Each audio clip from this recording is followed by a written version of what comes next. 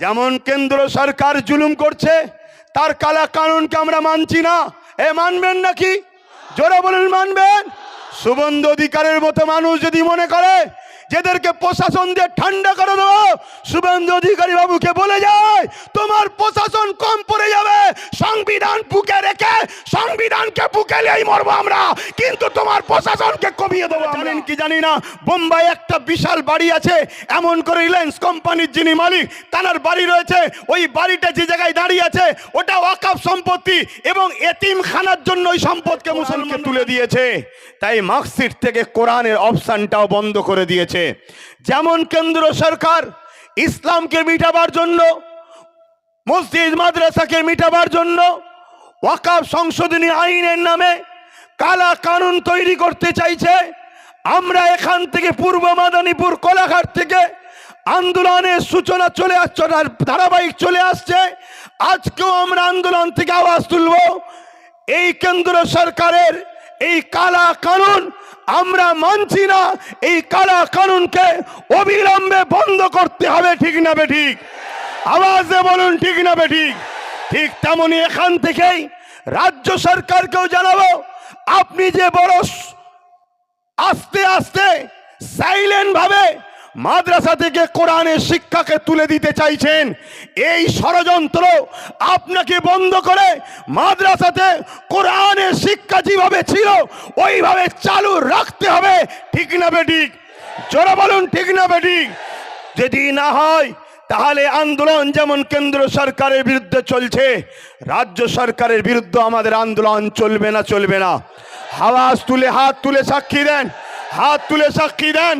কেন কেন্দ্র সরকারকে আমরা জানিয়ে দিই দেশকে ভালোবাসি, আপনার যে গদিটা প্রধানমন্ত্রীর ওই গদিকেও সম্মান করি, তার মানে এটা নয় আপনি ইসলামের বিরুদ্ধে, মসজিদের বিরুদ্ধে, কোরআনের বিরুদ্ধে, ইসলামের বিরুদ্ধে কোন রকম ক্ষমতার জন্য আইন তৈরি করবেন। আমরা বেঁচে থাকতে এই আইন হতে দেব না। তাহলে আপনাকে আগে ঠিক করতে হবে, আইন পরে করবেন। আগে আমাদের যুব সমাজের বুকে তাজা খুনগুলো গুলি করে করে ঝরাতে হবে, তারপরে আইন করতে আপনি পারবেন। তার আগে পর্যন্ত আইন আমরা হতে দেব না। কেন? আমরা দেশকে ভালোবাসি, সংবিধানকে ভালোবাসি।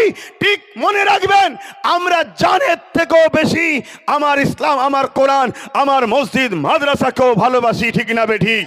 ঠিক তেমনি রাজ্য সরকারকেও বলবো, আপনিও মনে রাখবেন, আমরা হয়তো মুসলিম সমাজের 27% মানুষ আপনাকে বিশ্বাস করে ভোট দিয়েছে, বিজেপির ভয় দেখিয়ে, বিজেপির ভয়ে সব হয়তো আপনার কোলে উঠেছে। তার মানে এটা নয় আপনিও এই ক্ষমতা নিয়ে মাদ্রাসা থেকে কোরআনের শিক্ষাকে তুলে দেবেন, কোরআনকে মিটাবার প্ল্যান করবেন। তাহলে মনে রাখবেন, আমরা 27% কেন, যত পার্সেন্টই আছি আমরা বুকে তাজা খুন দিয়ে হলেও বিজেপির ভয় না করে বিজেপিকেও যেমন উৎখাত করব, আপনাকেও কিন্তু উৎখাত করে আমরা ছাড়বো। এই লড়াই চলতে থাকবে। অতএব আমাদের লড়াই, আমাদের আন্দোলন, আমার ধর্ম, আমার ইসলাম, যেটা আমার সংবিধান আমাকে রাইট দিয়েছে, তার উপরে কেন্দ্রও যেন হাত না দেয়, রাজ্যও যেন হাত না দেয়। এটা আমাদের আন্দোলন চলবে। ঠিক না বেঠিক? কিন্তু বলার তো অনেক কিছু আছে, তারপরেও পানি এসে বীজখানে। এ ভাইয়েরা একটু মোবাইল টোবাইলে ব্যস্ত হয়ে গিয়েছিল, মিডিয়া ভাইয়েরা, দেখ এখন আর ব্যস্ত হননি। কিন্তু তারপরেও পূর্ব মাদারীপুর থেকে আমি একটা বিষয় নিয়ে প্রথম আলোচনা শুরু করব। ওয়াকফ নিয়ে তো অনেকে বলেছে, আমি একটু বলছি, কিন্তু তার আগে একটা বিষয় আপনাদের সকলের দৃষ্টি আকর্ষণ করছি। পূর্ব মেদিনীপুরের একজন ব্যক্তি শুভেন্দু অধিকারী জিনার নাম, তিনি কিছুদিন আগে তিনার মাথায় সেকুলার ভূত চেপেছিল, তাই তিনি আমাদেরই সাথে, মোল্লা মলি সাহেব, আমার সাথে নয়, অনেক পীর সাহেব পীরজাদার সাথে ইফতার পার্টিতেও গেছে, তরমুজও খেয়েছে। হঠাৎ করে সেকুলার ভূত ওনার নেবে গিয়ে এখন কমলার ভূত নেবেছে। উনি বক্তব্য দিতে দিতে আমার দেশের সংবিধানের বিরুদ্ধে বক্তব্য দিচ্ছে। তাই এখান থেকে আওয়াজ তুলব, শুভেন্দু অধিকারী বাবুকে, আপনি রাজনীতি করছেন, রাজনীতি করুন, ধর্মীয় ধর্ম খেলা করবেন না। কেন? ধর্ম এমন একটা মহাব্বত, ভালোবাসার জিনিস, এই আগুনে কিন্তু আপনার রাজত্বের সব শেষ হয়ে ধ্বংস হয়ে যাবে। এটা সতর্ক আপনাকেও করে দিচ্ছি। তিনি এই পূর্ব মেদিনীপুরের বক্তব্য দিতে দিতে বলেছে যে পশ্চিম বাংলায় হিন্দু সরকার করব, হিন্দু সরকার করব। আমি শুভেন্দু বাবুকে জানতে চাই, হিন্দু ভাই বোন বাবা মাদেরকে এতটাই মূর্খ মনে করেন? ৭৭ বছর সে স্বাধীন হয়েছে, সেইখান থেকে আজ পর্যন্ত পশ্চিম বাংলায় যত মুখ্যমন্ত্রী হয়েছে সবাই হিন্দু মুখ্যমন্ত্রী ছিলেন, মুসলমান কেউ হয়নি।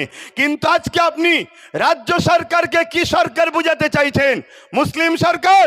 আমাদের চোখকে ঘোরাতে চাইছেন, আমাদের মাইন্ডকে ডাইভার্ট করতে চাইছেন। আপনারা দুজন সেটিং করে একসাথে বসে চা খেচ্ছেন, তার বেলায় সমস্যা নাই, অথচ বাইরে বেরিয়ে হিন্দু মুসলমান করে আমার বাংলা সম্প্রীতিকে নষ্ট করতে চাইছেন। আপনি কিন্তু এই আগুন নিয়ে খেলা করছেন, আগুন নিয়ে খেলা করা বন্ধ করুন। আপনি বলছেন হিন্দু সরকার করতে হবে। আমি জানতে চাই, বাংলায় কি হিন্দু সরকার নাই? হিন্দু সরকার তো রয়েছে। মমতা ব্যানার্জির ধর্মীয় পরিচয়, তিনি হিন্দু। বিভাজনে আমি যাচ্ছি না, সত্যটা বলছি। কিন্তু আপনাকে আমি আর একটা প্রমাণ দিচ্ছি। দীঘার মতো পিকনিক স্পটে, দীঘার মতো বেড়াবার জায়গায় আজকে সেখানে ধর্মের স্থান, হিন্দুদের মন্দির তৈরি হচ্ছে। আমি তাতে বিরোধী নই, ঘৃণার দিকে যাচ্ছি না। তিনি দেশের রাজ্যের মাথায় বসে আছে, তিনি রাজ্যের পয়সাকে নিয়ে মন্দিরের পিছনে করে রাজ্যকে গরিব করবে কি না করবে রাজ্যের জনগণ বুঝে নেবে তার সাথে। কিন্তু আমি বলতে চাইছি, তিনি হিন্দু দরদি বলেই তো দীঘাতে কোনো মসজিদ করে নেই, সেখানে মন্দির তৈরি করছে। অথচ আজ থেকে দাবি করছি, তিনি তো বলে আমি সর্বধর্মের মানুষের নেতা, তাই সর্বধর্মের মানুষের নেতা হিসাবে আমি মুসলমানও এখান থেকে আওয়াজ তুলছি। দীঘায় যেমন 200 কোটি টাকা দিয়ে মন্দির করছেন, আপনি তো বলেছেন সংখ্যালঘুকে বেশি ভালোবাসি, কমসে কম 300 কোটি টাকা দিয়ে দীঘায় একটা মসজিদের আবদার আমরা রাখলাম। এটা করতে হবে। যদি আপনি না করেন তাহলে জানবো আপনার মুখ এক মুখোশ এক, ঠিক না বেঠিক? আর এখানেও বলে যাচ্ছি, বলতে পারে 26 পার হলে দেখব। আমি বলবো 26-এর আগে জায়গা কিনে, জায়গার যে আছে অ্যালাইনমেন্ট করে, শিলান্যাস করে ভিত শুরু করেন, না হয় জানবো আপনারা দুজন শুভেন্দু অধিকারী আর রাজ্যের সিএম সেটিংয়ে আছে। তুই আমায় গালি দিবি, আমি তোকে গালি দেবো। তুই এক অংশ ভাগ নিবি, আমি মোল্লা গুণের সব বোকা বানিয়ে নিয়ে নেবো। এই নাটক কিন্তু বাংলার মানুষ ধরতে পারছে। তাই বলবো, এই জায়গা থেকেও আমাদের আন্দোলনের আওয়াজ আমরা রাজ্য সরকারের কাছে দীঘাতে একটা কমসে কম 300 কোটি টাকার একটা মসজিদের আবদার রাখছি। কি করতে হবে না? হবে না? আর শুধু মুসলমানদের নয়, বাকি ধর্মের মানুষগুলো কি দীঘায় যায় না? তাহলে তাদের কি হবে? তাদের জন্য ভাবতে হবে। তবে জানবো আপনি সবার জন্য ভাবছেন, সবার মুখ্যমন্ত্রী। কে এতে একমত তো নাকি? হাত তুলে বলুন, একমত তো নাকি? একমত তো নাকি? একমত তো নাকি? এটা আমাদের অধিকার, দাবি আছে। কিন্তু আজ শুভেন্দু বাবু তিনি বারবার মানুষের চোখকে, আয়কে অস করছে, এমনভাবে বিভাজন তৈরি করতে চাইছে যেন রাজ্যের সিএম মুসলমানদের, উনি অন্য কোনো একটা সরকার তৈরি করতে চাইছে। আরে আপনাদের কি সেটিং, এটা সবাই বুঝতে পেরে গেছে। তো যাক, আমি আবার ফিরে আসছি। এখানে আর একটা কথা বলি, আজকে বাংলায় নাকি জঙ্গিদের সরকার চলছে, বলছে না? বলেনে? আচ্ছা, একটা রাজ্যে জঙ্গি সরকার, তার সাপোর্টারের সরকার রয়েছে, এরকম কথা যদি কেউ বলে তাকে অবিলম্বে অ্যারেস্টের দরকার আছে না নাই? শুভেন্দু অধিকারীর সঙ্গে মমতা ব্যানার্জির বন্ধুত্ব না ঝগড়া এখানেই প্রমাণ হবে। যদি অ্যারেস্ট করে জানবো সত্যিই ঝগড়া, অ্যারেস্ট যদি না করে জানবো সব তলায় তলায় মিল আছে। এ কথা একমত তো নাকি? আচ্ছা, আমি আমার জায়গায় পুনরায় ফিরে আসছি। ওয়াকফ নিয়ে একটু বলি এবারে। এটাই তো শেষ, বাকিটা সব বলা হয়ে গেছে। কিন্তু ওয়াকফ বিলে কি আছে এটা আমাদের একটু জানতে হবে। ওয়াকফ বিলের মধ্যে এমন কিছু আইন তৈরি করতে চাইছে সংশোধনের নামে, যে আইন দ্বারা দিনের মতো সত্য ওয়াকফ মুসলিমদের ব্যক্তিগত সম্পদ, এ সম্পদ আর মুসলমানদের হাতে থাকবে না। প্রথমে আমাদের জানা দরকার, শুধু কি মুসলমানদের এই ওয়াকফ সম্পত্তি আছে, অন্য ধর্মের ভাইদের নাই? হ্যাঁ আছে। এই ভারতবর্ষে দেবত্ব সম্পত্তি আছে যেটা হিন্দু ভাইদের, এটাও আমাদের জানানো দরকার। না হয় হিন্দু ভাইদের কাছে গিয়ে ফিস ফিস করে জানানো হচ্ছে সব মুসলমানরা নিয়ে নিচ্ছে, মুসলমানদের সব হয়ে গেছে। শুনুন আমার হিন্দু ভাইদের, দুটো মন্দিরের যা জায়গা আছে ভারতবর্ষ জুড়ে মুসলমানদের অত জায়গা নেই। সেই দেবত্ব সম্পত্তি দুটো মন্দিরে আছে। সেই সম্পত্তি তাদের পূর্বপুরুষরা তাদের ধর্মীয় ভালোবাসায় তারা দান করেছে, উৎসর্গ করেছে। তাদের বিশ্বাস, আস্থা, ভক্তি, ভালোবাসা তাদের কাছে, যেটাকে বলা হয় দেবত্ব সম্পত্তি। ঠিক তেমনই এই ভারতবর্ষে আদিবাসী ভাইদের জল জঙ্গলের সম্পদ রয়েছে। সেই সম্পদ আজকে কোথায়? এইখান থেকে মন দিয়ে শুনুন। আদিবাসী ভাইদের জল জঙ্গলের সম্পদকে আজকে আইন করে কেন্দ্র সরকার দখল করেছে। সেই দখল করে সেখান থেকে আদিবাসী ভাইদের অধিকারকে হরণ করে দিয়ে ওই সম্পদের ওপরে বড় বড় কর্পোরেশনদের হাতে তুলে দিয়ে জঙ্গলকে পরিষ্কার করে বড় বড় শিল্পপতিরা সেখানে কলকারখানা তৈরি করছে, আবাদ করছে। আজকে আদিবাসী ভাইদের থাকা দুষ্কর হয়েছে, তাদের ঘরবাড়ি বাঁচানো দুষ্কর হয়েছে, তাদের বাচ্চাদের জীবন জীবিকা, তাদের ধর্মীয় স্বাধীনতা সব কিছুর উপরে আজকে হস্তক্ষেপ হচ্ছে। ঠিক তেমনই এটা 2023 আইনটা করেছিল।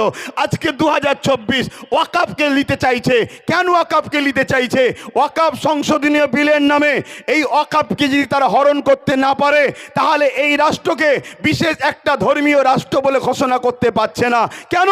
এই ভারতবর্ষে একটা মসজিদ আছে কেরলে 1400 বছর বয়স, এই ভারতবর্ষে মসজিদ আছে গুজরাটে 1300 বছর বয়স। এই 1400, 1300, 1000 বছরের মসজিদ প্রমাণ দিচ্ছে ভারতবর্ষে মুসলমান নতুন নয়। হাজার হাজার বছরের মুসলমান এরা ভারতে রয়েছে।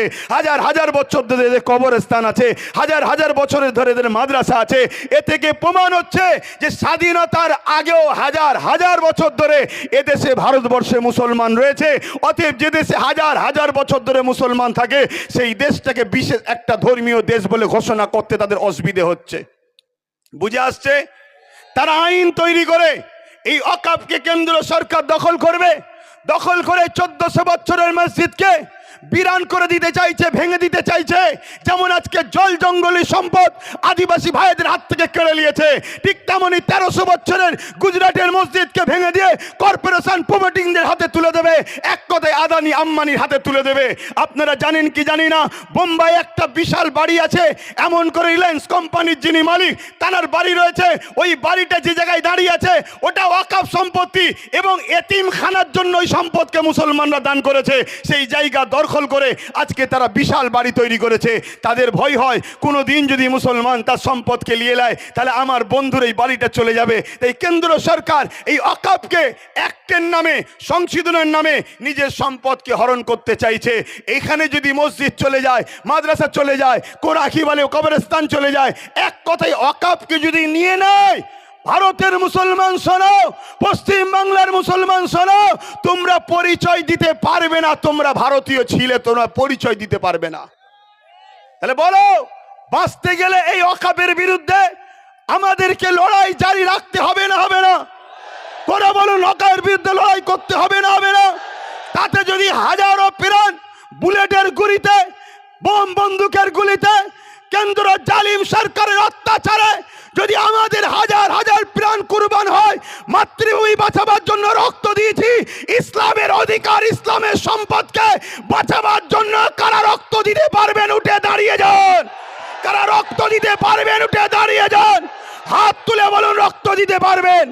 মসজিদ বাঁচাবার জন্য পারবেন। কোরআনের পক্ষে, দিন ইসলামের পক্ষে, নিজের অধিকারের জন্য সংবিধান আপনাকে রাইট দিয়েছে, এই অধিকারের জন্য রক্ত দিতে পারবেন? কথা দিচ্ছেন পারবেন তো নাকি? এই লড়াই আজকে শেষ হলে হবে না। ঝড় এসুক, পানি এসুক, তুফান এসুক, লাঠি চার্জ হোক, গুলি মারুক, বোম মারুক, আমাদের এই লড়াই রাজপথে চলতে থাকবে। হাত তুলে বলুন, হাত তুলে বলুন। আজকে বড় দুঃখের সাথে বলতে হয়, ওয়াকাফ আন্দোলন পুরো দেশ জুড়ে চলছে।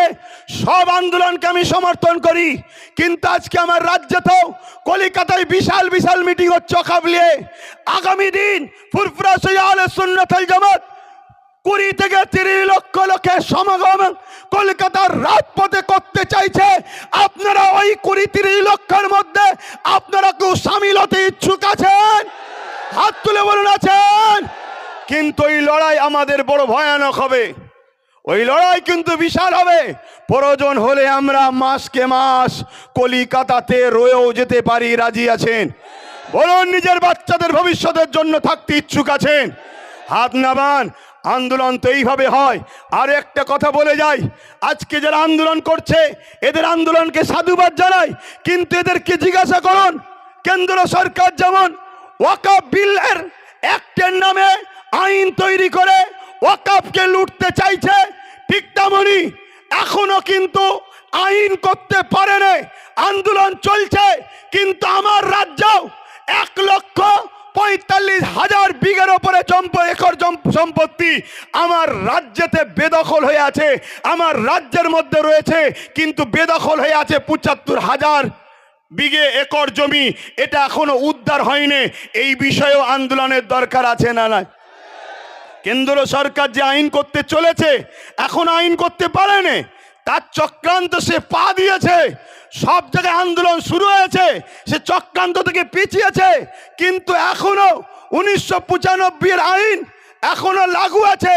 সেই আইন অনুযায়ী ওয়াকফের যারা দায়িত্ব আছে আমার রাজ্যেও যারা রয়েছে, তারা আমার রাজ্যের ওয়াকফ সম্পদকে এখনো কেন উদ্ধার করছে না, এখনো কেন ডিজিটালকরণ করে নেটের নামগুলো তুলছে না? এই গাফলতি করার পিছনে আমার বলতে বাধ্য হচ্ছি, যাতে করে কেন্দ্র আইন করে আর এই সম্পদগুলোকে দখল করে দেয়। তার জন্য এই গাফলতি ষড়যন্ত্র চলছে। ঠিক না বেঠিক? জোরে বলুন, ঠিক না বেঠিক? আমি আপনাদেরকে একটা তথ্য দিয়ে যাচ্ছি। উত্তর 24 পরগনা হাড়ুয়া পীর আব্বাস আলী গোড়াচাঁদ রহমাতুল্লাহ আলাইহি বলে একজন আল্লাহর ওলি রয়েছেন, তিনার মাজারের 900 বিঘে জায়গা। একটু সারা দেবেন, কত বিঘে? 900 বিঘে জায়গা।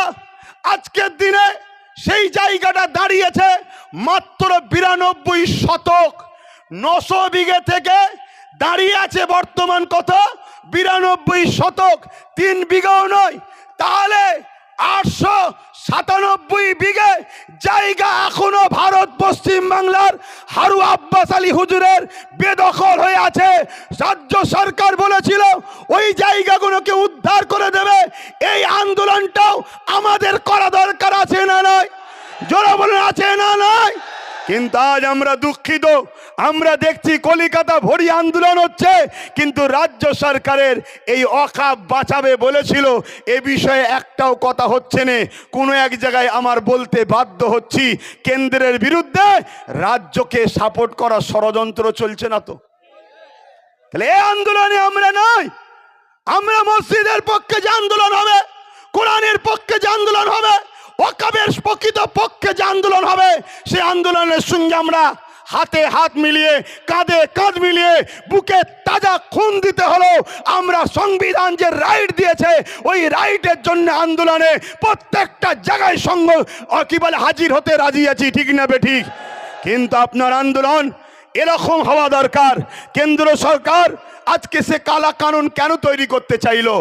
এমনি এমনি তো খাওয়া যাচ্ছে, এখন তৈরি করতে চাইছে কেন? শোনেন, রাজ্যগুলো ভালো মন্দ খেতে পাচ্ছিল, কেন্দ্র ওয়াকফের ভাগ ঠিক পাচ্ছিল না, তাই ওয়াকফ বিল করে টোটাল নিজের হাতে নিতে চাইছে। কোনো রাজ্যকে ভাগ দেবে না, সম্পূর্ণ ও একা খাবে। অর্থাৎ এই যে 900 বিঘে আব্বাস আলী গোড়াচাঁদ হুজুরের যে মাজারে যে ওয়াকফের জায়গা আছে, এই জায়গাকে বড় বড় বাড়ি হয়েছে, বিভিন্ন দোকানকে ভাড়া দেওয়া হয়েছে, তা থেকে মোটা টাকা আজকে রাজ্য সরকারের ফান্ডে যাচ্ছে। কেন্দ্র সরকার বলছে না, তুই পাবিনি, 900 বিঘেটাই আমি দখল করে আদানি আম্বানিকে দেবো, ওখানে যারা আছে সব ভেঙে গুড়িয়ে দেবো। এই হচ্ছে লড়াই। এদের লড়াই মূলত উভয়ের আমাদের সম্পদকে ভাগ বাটরা করে খাবে। এই জায়গায় বলুন, আমরা যদি আমাদের সম্পদ পেতে চাই, তাহলে কেন্দ্র সরকারের কালা কানুনের বিরুদ্ধে যেমন লড়াই হবে, আমার রাজ্যে যারা ওয়াকফকে দখল করে বসে আছে ওদের উচ্ছেদ করে আমাদের মসজিদের জায়গা, আমাদের কবরস্থানের জায়গা, আমাদের মাদ্রাসার জায়গা, আমাদের ওয়াকফের জায়গা আমাদের ফিরিয়ে নিবার জন্য লড়াইয়ের দরকার আছে না নাই? আছে না নাই? তবেই তো লড়াইটা পারফেক্ট হবে। আমার কথা আপনারা বুঝতে পারছেন না পারেননি? কলকাতায় এমন এমন ভিআইপি জায়গা আছে যে জায়গাগুলোর দাম 1 শতক জায়গার দাম 5 কোটি 10 কোটি টাকা। কলকাতার বুকে প্রায় 50,000 বিঘে কম বেশি জায়গা শুধু কলকাতার বুকের আশপাশে আমাদের জায়গা রয়েছে, যে জায়গার অর্থ কত হতে পারে বুঝতে পারছেন? তাহলে সেগুলোরও উদ্ধারের দরকার আছে না নাই? যেমন কেন্দ্র সরকার জুলুম করছে, তার কালা কানুনকে আমরা মানছি না। এ মানবেন নাকি? জোরে বলুন মানবেন? শুভেন্দু অধিকারের মতো মানুষ যদি মনে করে যেদেরকে প্রশাসন দিয়ে ঠান্ডা করে দেবো, শুভেন্দু অধিকারী বাবুকে বলে যায় তোমার প্রশাসন কম পড়ে যাবে, সংবিধান বুকে রেখে সংবিধানকে বুকে নিয়েই মরবো আমরা, কিন্তু তোমার প্রশাসনকে কমিয়ে দেবো আমরা। তোমার প্রশাসন কম পড়ে যাবে, আমাদের পাবলিক এত নেমে যাবে। প্রশাসন কম পড়ে যাবে, আবার মিসগাইড করবেন না যিনি প্রশাসনের বিরুদ্ধে। না, আমার সংবিধান আমাকে প্রশাসনের বিরুদ্ধে লড়াই করা শিখায়নি, কিন্তু তুমি যতই প্রশাসন নামাও পাবলিক এত নামবে, তোমার গুলি তোমার প্রশাসনের সংখ্যা কমে যাবে, পাবলিকের সংখ্যাটা বেড়ে যাবে। এটাই মূলত বলার উদ্দেশ্য। কিন্তু এর পাশাপাশি এটাও বলবো, আমাদেরকে যে ধোঁকা দেওয়া হচ্ছে, এই ধোঁকা থেকেও সজাগ হওয়ার দরকার আছে না নাই? কথা বলুন, আছে না নাই? বন্ধুগণ শোনেন, ওয়াকাফ বিলের মধ্যে মারাত্মক মারাত্মক আইন তৈরি করছে।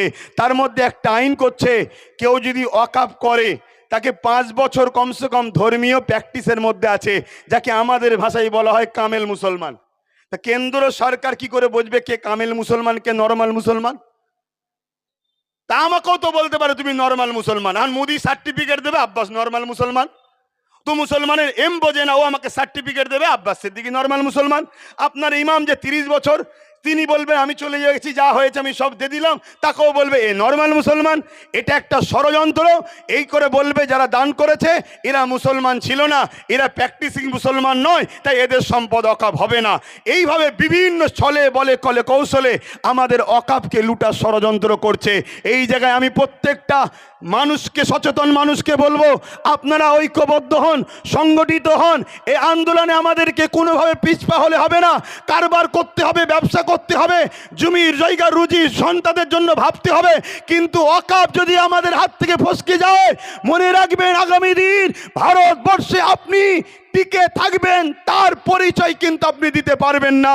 এরপরে আপনাকে নাগরিকত্ব থেকে বহিষ্কার করা হবে। কেন? আপনার যখন এ দেশে স্বাধীনতার আগে কোনো ঐতিহাসিক মসজিদ, মাদ্রাসা, কবরস্থান নয়, তখন আপনাকে বলা হবে আপনি স্বাধীনতার পরে বাংলাদেশ থেকে এসেছেন, পাকিস্তান থেকে এসেছেন, চলুন আপনাকে ডিটেনশন ক্যাম্পে নিয়ে যাওয়া হবে। কিন্তু যতদিন আপনার এই হাজার হাজার বছরের ঐতিহ্য মসজিদ, মাদ্রাসা, ওয়াকাফ রয়েছে, ততদিন শুভেন্দু অধিকারী বা তার মাথায় যারা বসে আছে, অমিত শাহ আর নরেন্দ্র দামোদর মোদী হোক, এরা হাজারো চেষ্টা করলো বাবা সাহেব আম্বেদকরের সংবিধান তোমাকে আমাকে দেশে থাকার জন্য গার্ড দেবে। তাই এরা যতই চেষ্টা করো ভারতের মুসলমানদের করে এরা কখনো ক্ষতি করতে পারবে না, পারবে না, পারবে না।